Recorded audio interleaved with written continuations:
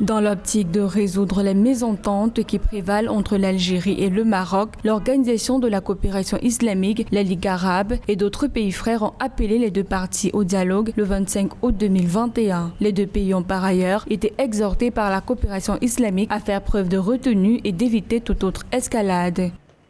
Concernant l'historique d'une rupture de relations diplomatiques entre deux voisins, on a là un précédent malheureusement qui risque de ternir davantage les relations entre l'Algérie et le Maroc.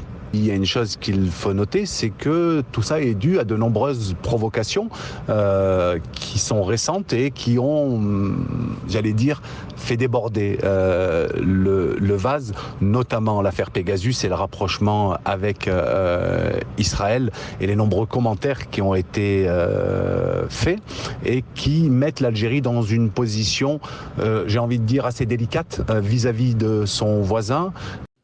Pour le ministre saoudien des Affaires étrangères, les deux parties doivent d'abord prioriser leur stabilité et leur sécurité intérieure. D'après la source, le dialogue et la diplomatie sont les voies les plus sûres capables d'ouvrir un nouveau chapitre dans leurs rapports bilatéraux. Le Maroc et l'Algérie sont priés par leurs pays frères et voisins de revenir aux fondamentaux, principes et objectifs communs qui ont mené à la création de l'Union du Maghreb arabe. Les pays arabes appellent au dialogue puisque c'est le Maghreb et l'Union du Maghreb qui est menacée. Donc oui, effectivement, ça révèle quelque chose qui est un précédent et qui marquera, je pense, les relations entre l'Algérie et le Maroc, mais peut-être comme un élément fondateur d'un dialogue sain, serein, qui doit être entrepris entre les deux pays et qui doit enfin sortir, en tout cas politiquement et diplomatiquement, le Maghreb de cette sclérose, j'ai envie de dire.